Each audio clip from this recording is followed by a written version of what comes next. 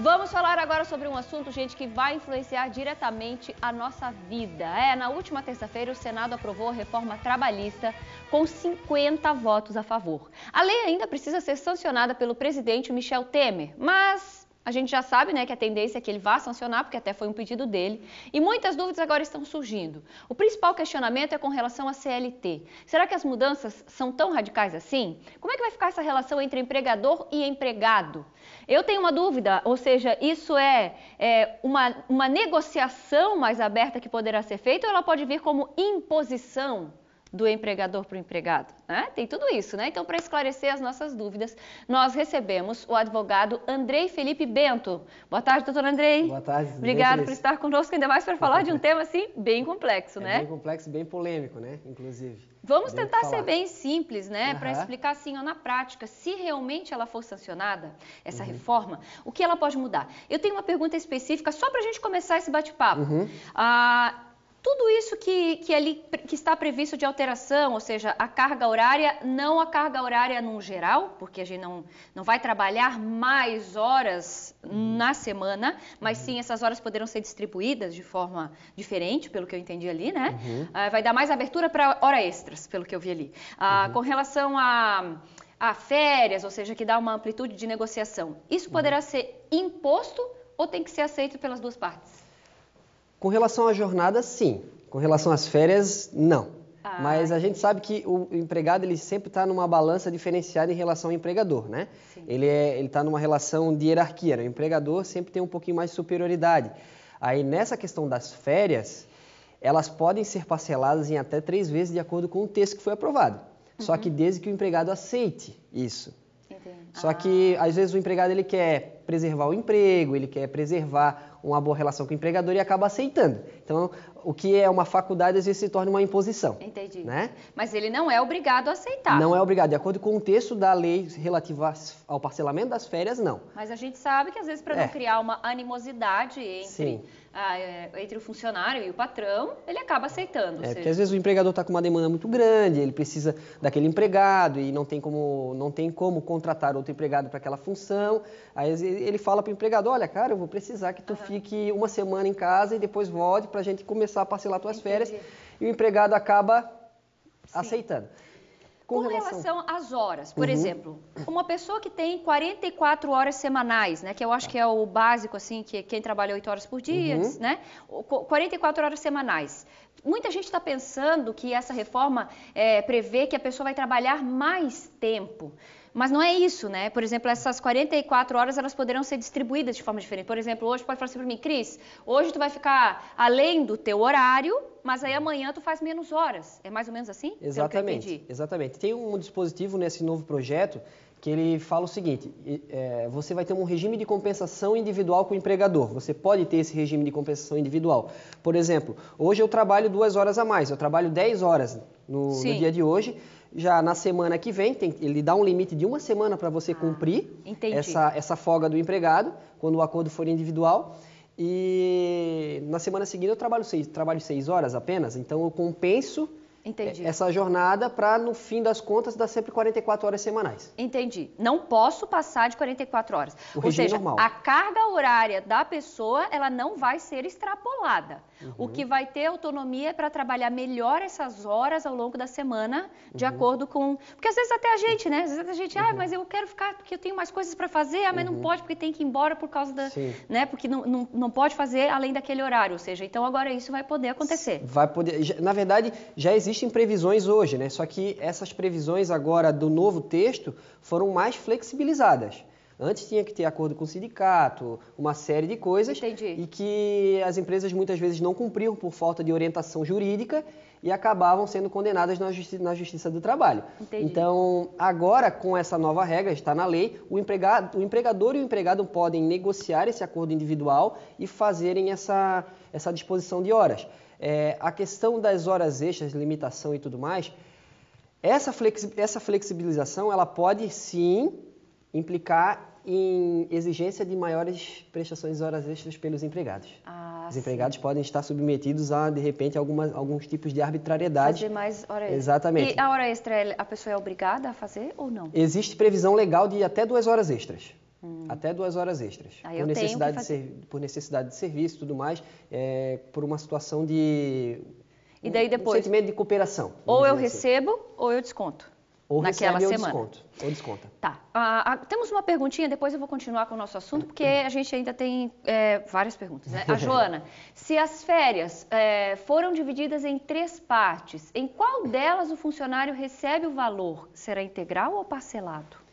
As férias, de acordo com o texto atual e com relação ao texto novo também não mudou, sempre é paga antes do empregado sair no gozo das férias. Tá? Entendi. Então, a princípio, um dos períodos das férias não pode ser menor do que 14 dias. Isso é bom informar, né? Ou seja, você pode parcelar em 3 vezes, mas um dos períodos tem que ser no mínimo de 14 dias. Quando você sai de férias, até 2 dias antes você tem que receber o valor das férias com um terço constitucional. Dos 15 dias. Exatamente. Não de 30. Não, dos 15 dias. Dos em cada 15. saída. Em cada saída. Saí 15, vou ganhar proporcional àqueles 15. Exatamente. Antecipado. Saí depois mais 10, ganho proporcional àquele. E depois o restante ali, 5 ou 7 dias que ficam, recebo também. Recebe também, sempre com um terço constitucional, que é o salário dividido por 3, né? Entendi. Que é um acréscimo salarial previsto na Constituição Federal. Temos mais perguntas, pessoal?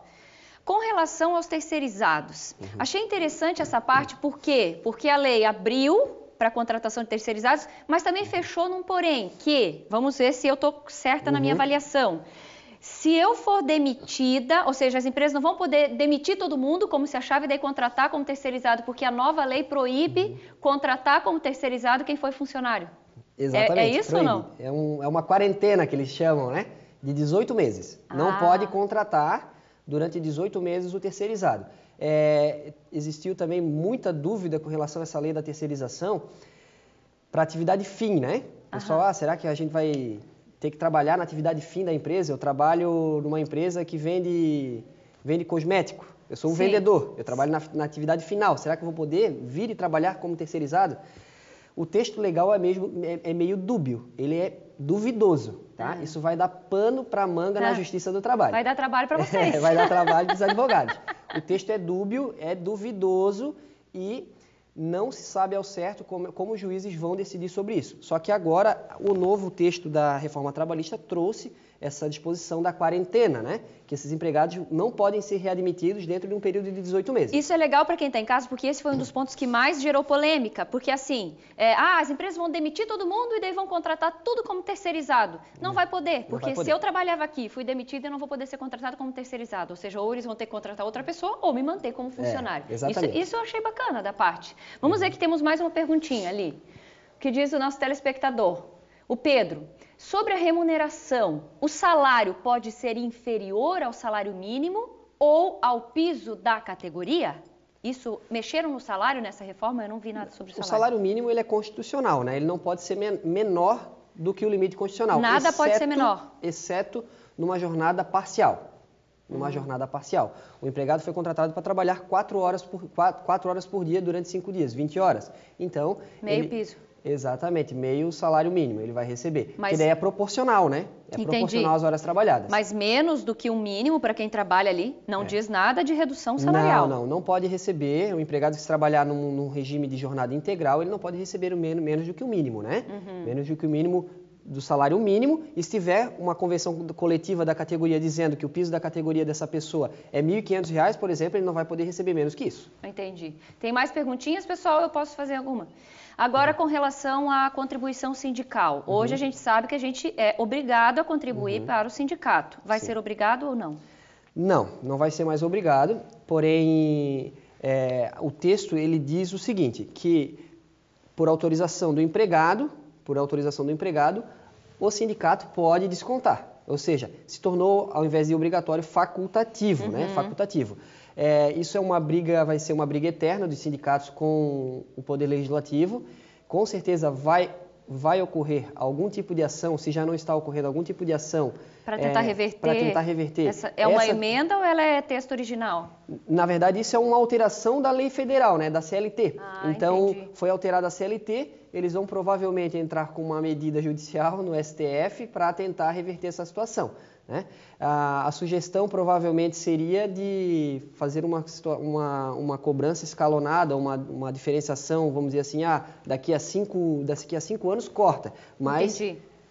Dá esse respiro aí para os sindicatos. Entendi. Uma coisa é assim, eu não vou comentar, até porque eu não tenho embasamento para isso, mas eu acho que a atividade dos sindicatos ela vai ter que se mostrar bem ativa para todas as categorias, para que o próprio funcionário, então, tenha a vontade e a disposição de contribuir para ver aquele serviço sendo feito. Essa é uma opinião minha, né? Mas a gente sabe que muitos sindicatos realizam trabalhos excelentes para muitas categorias, né? A gente tem que valorizar também essa classe que vai ser bastante prejudicada se as pessoas não quiserem contribuir.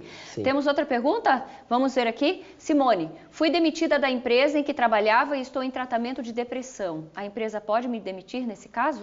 Não, durante o afastamento do empregado, isso aí na verdade já está na lei atual, né? Não mudou. Não tem mudança alguma. Durante o afastamento do empregado, ele está com o contrato de trabalho suspenso. Ou seja, se eu estou afastado pelo INSS, eu não posso ser dispensado porque meu contrato não está vigorando, ele está suspenso. Eu só posso ser dispensado a partir do momento que eu retornar e meu contrato de trabalho se tornar ativo. Entendi. Só para a gente fechar, doutora André, nosso tempo já acabou, mas assim, seja bem breve. Na sua opinião, estudando essa lei e trabalhando com isso, o trabalhador, no geral, ele vai ser prejudicado com isso ou não? No geral, ele vai ser prejudicado. Vai ser prejudicado porque as mudanças nos artigos foram no sentido de melhorar a condição de trabalho das empresas, e evitar uma série de penalidades. Inclusive com redução de penalidades administrativas e repercussões judiciais. Então, a princípio, vai prejudicar para o trabalhador, vai prejudicar, acho que não pouco, bastante. Bastante. Principalmente para aquele que gostaria de recorrer na justiça por alguma situação. Exatamente, a questão da própria assistência judiciária gratuita, que é o empregado ingressar na justiça e requerer o benefício, vai se tornar um pouquinho mais difícil. A litigância de má-fé vai ser mais acentuada, tem uma série de situações que podem ocorrer e que os advogados também vão ter que ficar bem atentos na hora de ingressar na justiça do trabalho, né? E vai ser um pouquinho complicado, depois que passar a vigorar. Te convido para voltar numa outra ocasião, porque seguramente agora a gente vai receber um monte de pergunta lá que vai chegando no Facebook e no WhatsApp para a gente voltar a discutir essa situação aqui que rende ainda muito assunto, tá bom? Tá certo. Muito obrigada por estar conosco.